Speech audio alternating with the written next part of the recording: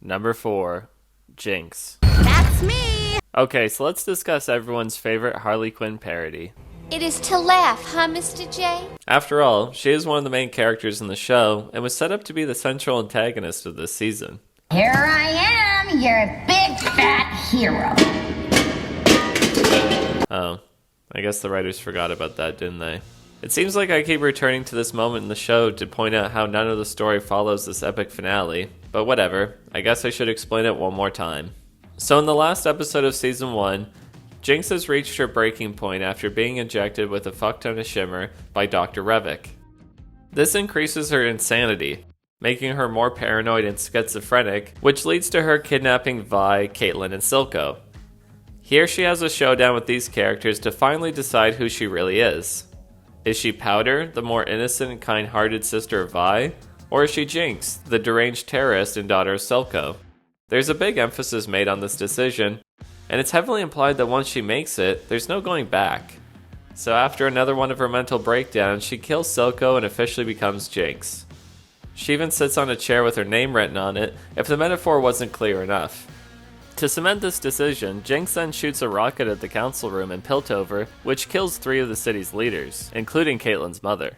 Might have used too much. Okay, so going into Season 2, you would not be crazy to think that Jinx would be in some way leading a war against Piltover, or at the very least be doing her best to help defeat the Topsiders. However, the writers settled to have her completely removed from the politics of the story, as well as the war between these two factions. Jinx also makes no effort to take over the power vacuum left behind by Silco's death, and doesn't try to assist the people of Zaun either. As the story would have it, Jinx kind of just wanders around for the most part of the first act in Season 2, without a specific goal in mind. Sure, she bumps into Savika and the two team up, but there really isn't a larger plan. It's only after she finds out that Caitlyn's team is hunting her down does Jinx decide that she wants to kill Vi. Wait, what? So I guess Jinx is mad at Vi for coming after her, and that she's joined up with the Enforcers? But, what did she expect Vi to do? The last time these two were together, Jinx had tied Vi to a chair and threatened to kill her girlfriend. Jinx then essentially declared war on a city. Did she really think that Vi would just let that go? Did she think that they were going to go their separate ways and everything would be fine between them? I could only assume that Jinx knows that Vi would be determined enough to come after her. She's done it before. So why not kill Vi when she's tied to the fucking chair? Why not kill Caitlyn while you're at it? That way you have no one coming after you, and nobody would know that you're the one who blew up the fucking council. There's no good reason for Jinx to randomly decide to start this vendetta against Vi, other than that's what the writers wanted to happen. What was the point in her choice to kill Silco? Wasn't it to save her sister's life?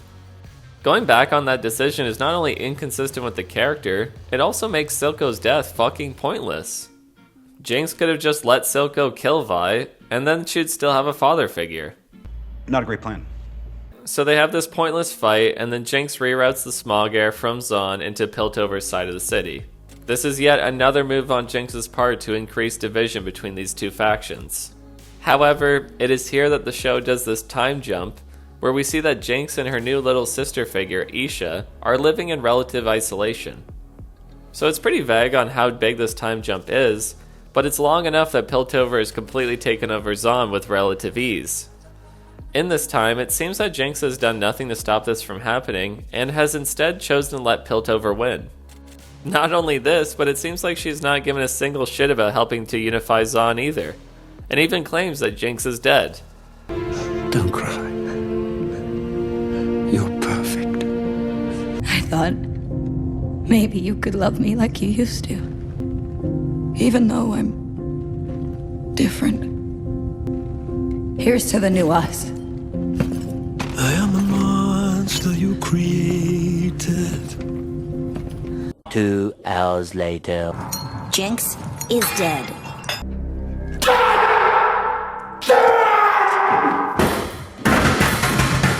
The creators of the show should write a book on how to do character assassinations.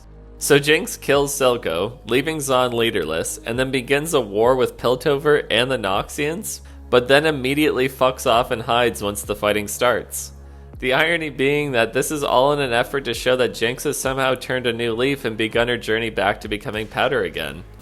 Whoop-de-doo! What does it all mean, Basil? It is very telling that the writers somehow think that this is showing a better side to the character, when Jinx essentially flushed all of Silco's plans for unification and independence down the drain. This is not only something that Silco died for, but was also an idea that Vander and her friends had once believed in. We kicked the Enforcers' butts with just the 4 of us. Imagine what the whole of the lanes could do. Jeez, even Powder wants to fight. So why aren't we? This was a cause that up until 5 seconds ago, Jinx herself was a very prominent figure in. And all of this is dropped for this mute child that the internet seems to have fallen in love with, just so the writers can mimic real growth and development in Jinx as an older sister figure. It's not real, it's artificial and obvious. All this really does is make Jinx backpedal on her character development from Season 1 completely off screen. I mean, we established that she's supposed to be insane, right? You're a class act, sister. Sister thought I missed her, but you wouldn't miss her. She has this drug that changed the very chemistry of her body, and yet you're telling me through the sheer cuteness of this child, all of her mental issues practically disappear? Well, she said it, guys. Jinx is dead, so all of this showy chair sitting was for nothing, eh? Are you sure you're My right? sister is gone. There's only Jinx now. It has to end. Jeez, Vi. Little quick to jump to conclusions there. If you just waited one more episode, you'd see that Jinx goes back on all of this shit. She's actually the hero of the story. Here I am, your big fat hero. Yes, a literal terrorist that killed multiple innocent people and law enforcement officers is the good guy. Zaun literally makes shrines of a woman who ruined their city, their way of life, and their chances at freedom. Ugh, Jinxers, how retarded. Having Dommy mommies and rat creatures is one thing, but a whole gang dressed up as Jinx lookalikes is a bit too far. Wouldn't Piltover be using propaganda to make it known to the people of Zaun what actually happened? They could tell everyone that they were making deals with Silco for Zaun's independence, until Jinx killed him and attacked the council. Making the public aware of Jinx's crimes would surely turn them against her. Sure, characters like Savika don't like the idea of handing over their own, but if she knew that Jinx had killed Silco, then that would probably change things. The point is that Zaun has no real reason to have any affection for Jinx. It's as if the people of Zaun share the same insight into Jinx's character development as the audience does, even though, in reality, they should despise her. Now, it's pretty clear in hindsight why the writers decide to go this way with the story. It's because this plotline is completely dropped by the end of the series. The whole idea of this Nation of Zaun rebellion essentially dies with this stupid montage.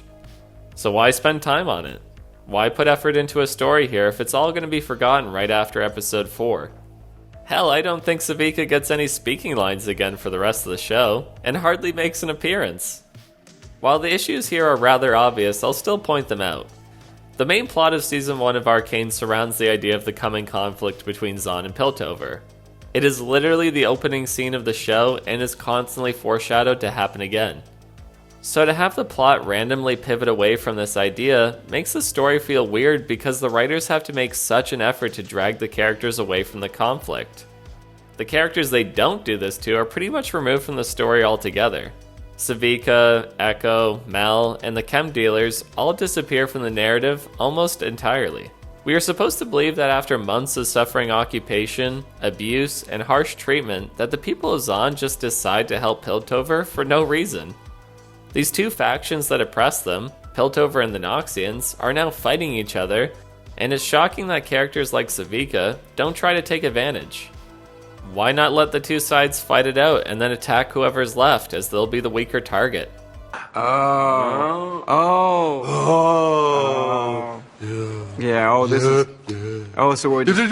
Jinx was supposed to be the spearhead of this epic conflict. This is what the entirety of the first season had been building to, and yet it's completely forgotten, so we can have Vander back for about a minute. Yes, and of course, Isha. How could I forget? Instead of this monumental war, we get a mute child that has the personality equivalent to a dog. So Isha has been supporting this idolized version of Jinx by posing as her to spread hope to the people of Zaun. She does it again during Savika's rally, which results in her getting captured. So Jinx and Savika go off to save her. During this prison break, the writers really leaned into this idea of Jinx being the symbol for the people of Zaun, while at the same time giving her the role of the reluctant hero.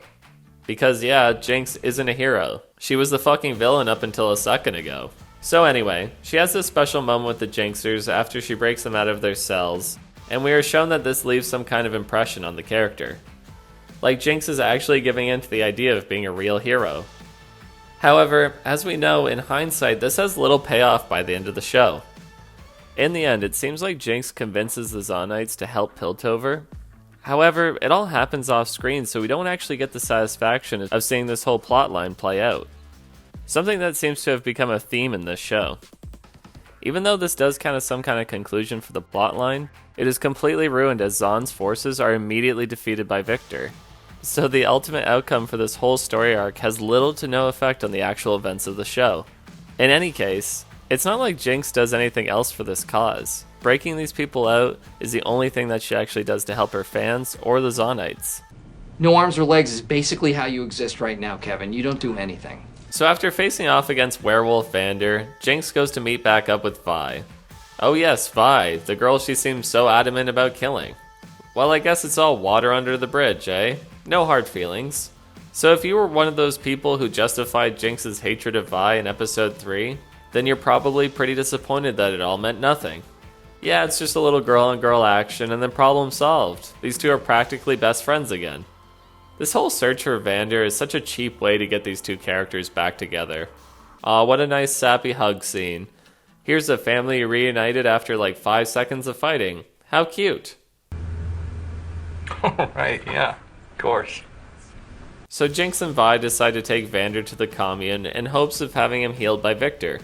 They spend some time there, bonding even though neither character discusses any recent events. They just talk about their childhoods. It would have been so much more interesting to hear a bit more on why Jinx has made her recent choices. You know, a scene where these two iconic characters open up about everything that's happened to them, maybe throw around some apologies or some arguments or something like that. But no, we never really get that full reconciliation between these two. They never have a moment to just talk things out, which gets really annoying after a while.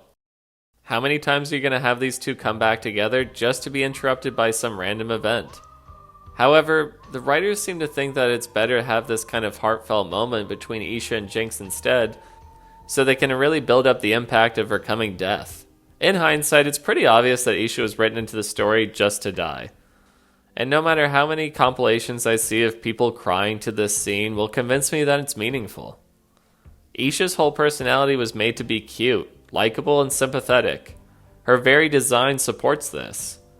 She has a disability, she has big eyes, and she seems to care about helping people. Kind of weird that she got so attached to a deranged murderer, but whatever.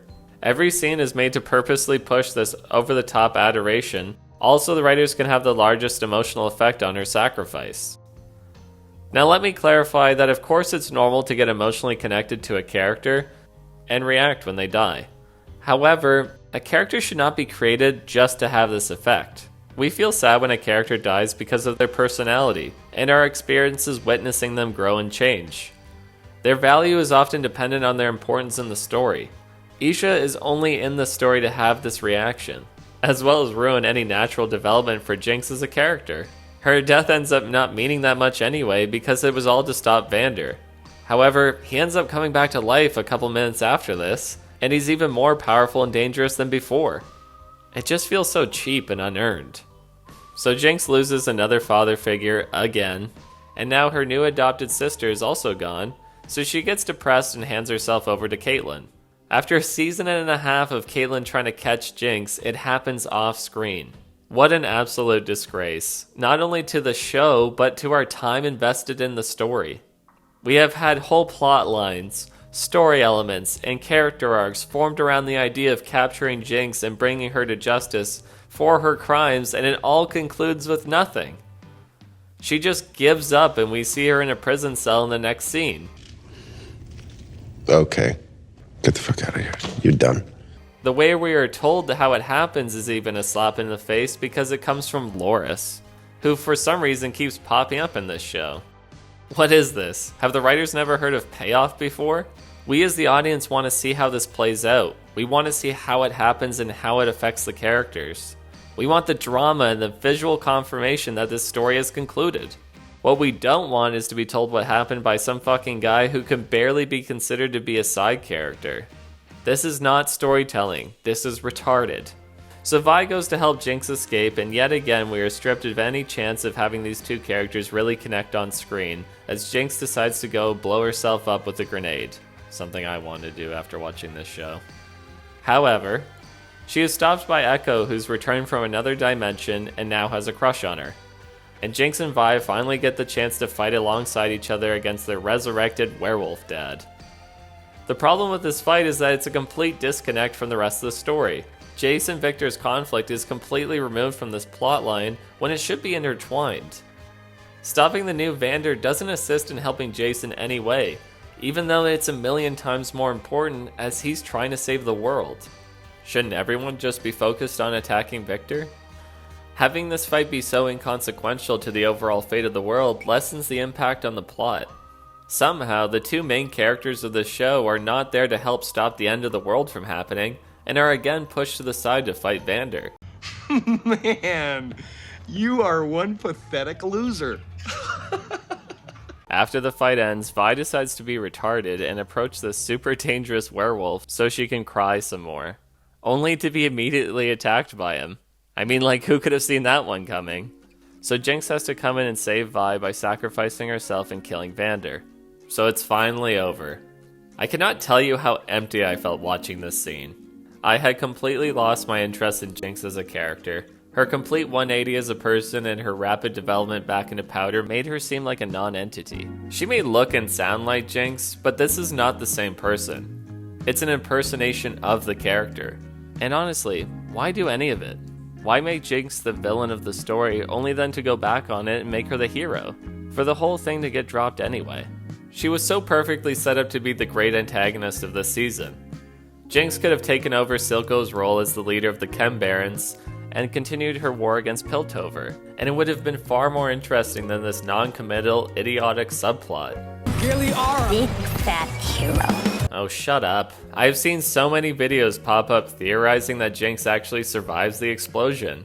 But no, I don't give a shit if she lives, because Jinx is dead in any case, and we are not getting her back. In Season 1, we see so much depth, so much nuance and personality to the character. Every episode drove her further and further into insanity. Every action she took was towards a darker path. But in Season 2, they stripped her of any development and completely reduced her to a cardboard cutout of her former self. What makes this even more of a hard pill to swallow is that this is still just the tip of the iceberg. There is still so much to cover, so much to point out and complain about. But it's okay, because I hate myself just enough to sit through this bullshit and pick it apart for your enjoyment.